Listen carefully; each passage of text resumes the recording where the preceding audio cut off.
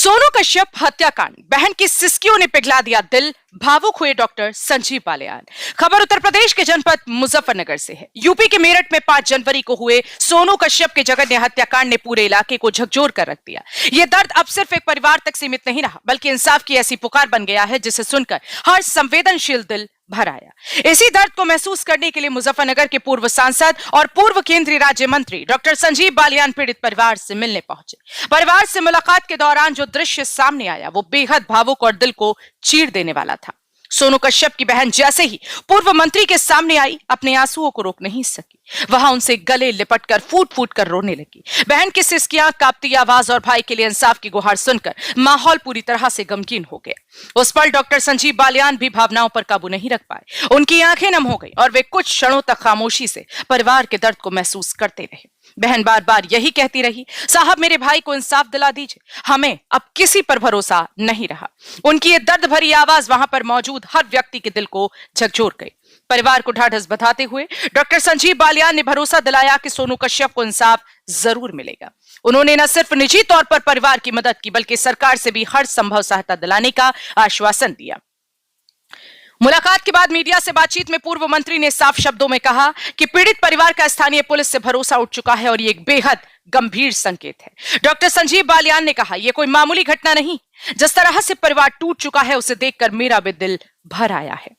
सोनू कश्यप को इंसाफ मिलना ही चाहिए। परिवार को पुलिस पर भरोसा नहीं है, इसलिए मैं इस मामले को ऊपर तक उठाऊंगा। लखनऊ में भी बात करूंगा, सरकार में भी अपनी बात रखूंगा। जरूरत पड़ी तो किसी अच्छी और निष्पक्ष एजेंसी से जांच कराई जाए ताकि सच सामने आ सके। उन्होंने आगे कहा कि इंसाफ की इस लड़ाई में वे परिवार के साथ खड़े हैं और आगे भी रहेंगे। मैंने अपनी तरफ से भी मदद की है और कोशिश करूंगा कि सरकार की तरफ से भी हर संभव सहायता इस परिवार को मिले। दोषी चाहे कोई भी हो, उसे सजा मिलनी चाहिए। इस मुलाकात के दौरान यह साफ दिखाई दिया कि मामला अब सिर्फ एक हत्या की फाइल नहीं रहा। सोनू कश्यप की बहन के आंसू, मां बाप का टूटा हुआ हौसला और एक पूर्व मंत्री की नम आंखें इस बात की गवाही दे रही थी कि यह लड़ाई अब इंसाफ, इंसानियत और भरोसे की लड़ाई बन चुकी है। पीड़ित परिवार की उम्मीदें अब न्याय पर टिकी हैं और पूरे समाज की नजरें इस बात पर हैं कि क्या सोनू कश्यप को वाकई इंसाफ मिलेगा। जनपद मुजफ्फरनगर से सचनामा न्यूज के लिए संवाददाता तनवीर मलिक की रिपोर्ट। मंत्री जी पहुंचे थे मुझे सोनू कश्यप के परिवार से मिले हो?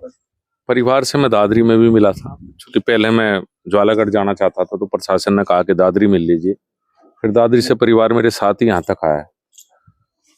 जिस तरह से जघन्य हत्याकांड है सोनू का, और एक लोगों का एक विश्वास है कि एक व्यक्ति है जो नाबालिग है, लड़का जिसकी गिरफ्तारी हुई, लोगों को न्याय की उम्मीद है, उच्च स्तरीय जांच हो। जब वहां की पुलिस के ऊपर भरोसा नहीं है लोगों को, तो कोशिश की जाएगी कि सरकार उच्च स्तरीय में एक जांच कराए। जिस तरह से गरीब परिवार है, परिवार की मदद हो, मैं भी प्रयास करूंगा और जो दोषी है वो सख्त सजा मिले। क्योंकि माता जी और उसकी बहन, परिवार में और कोई है नहीं, एक गरीब एक भाई है, शायद वो भी बीमार है। पता नहीं किस तरह के हत्यारे हैं जो थोड़े से पैसे के लिए एक गरीब व्यक्ति की इस तरह से जान ले सकते हैं। इससे दर्दनाक घटना, ऐसी घटना तो कभी कभी होती है, तो उच्च स्तरीय जांच हो, बात करेंगे लखनऊ में भी, और इन्हें परिवार को न्याय मिल सके। पहले कपसाड़ और अब इस हत्या को भी जातियों में बांट दिया गया है, जाति के हिसाब से देखा जा रहा है। देखिए, मैं तो इस बात को स्वीकार नहीं करता। अपराधी तो अपराधी। इसके पास जो बताया परिवार ने, जो रिश्तेदारों ने वहां पे बताया, ज्वालागढ़ के पैसे थे, पैसे लूट कर हत्या की गई है।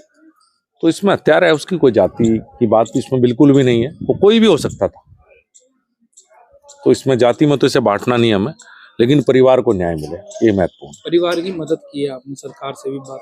जो मैं अपनी तरफ से कर सकता था वो मदद मैंने की है, और सरकार से भी मैं उम्मीद करूंगा और बात भी करेंगे कि परिवार की मदद सरकार की तरफ से निश्चित रूप से हो। मंत्री जी, एक सवाल खड़ा है, विपक्ष के नेता आते हैं उनको रोक दिया जाता है, पक्ष के जितने भी नेता हैं वो लगातार परिवार से मिलते भी हैं, तो ऐसा कौन सा आदेश ऊपर से आता है कि जो विपक्ष के नेताओं को पहले रोक दिया जाता है? उनके आने से क्या कोई किस स्थिति खराब होती है, क्या होता है? देखिए, मैं भी ज्वालागढ़ जाना चाहता था, आज ज्वालागढ़ में जो हत्या हुई, क्योंकि वो भी मुजफ्फरनगर लोकसभा का हिस्सा है, मुझे भी वहां जाने से मना किया गया, तो मैं परिवार से दादरी मिला। परिवार मेरे साथ ही यहाँ तक आया है। मुझे भी यहाँ पुलिस अधिकारियों ने कहा कि आप घर मत जाइए, आप गेस्ट हाउस बैठ लीजिए। मैंने कहा मैं गली में मिल लूंगा, मैं गेस्ट हाउस नहीं बैठना चाहता। अब ये तो प्रशासन ही इसका देगा, लेकिन अगर आप कहते हैं पक्ष वाले जा सकते तो मैं पक्ष वाला ही खड़ा हूँ और मैं बाहर ही खड़ा हूँ। मुझे भी घर तक जाने के लिए मना किया है।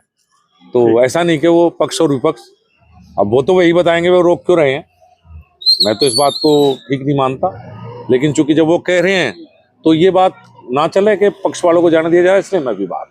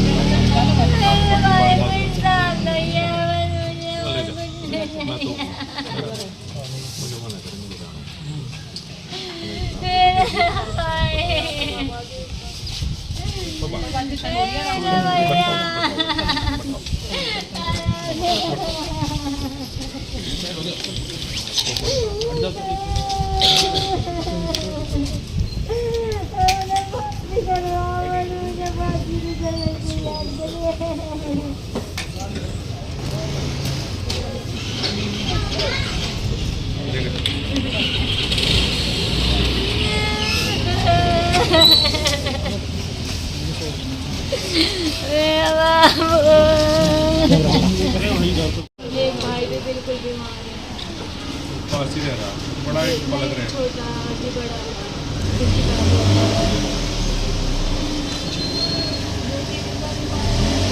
दवा रही है, किसी का बीमार है। मरने वाला ही बड़ा प्राइवेट करवाने के लिए तो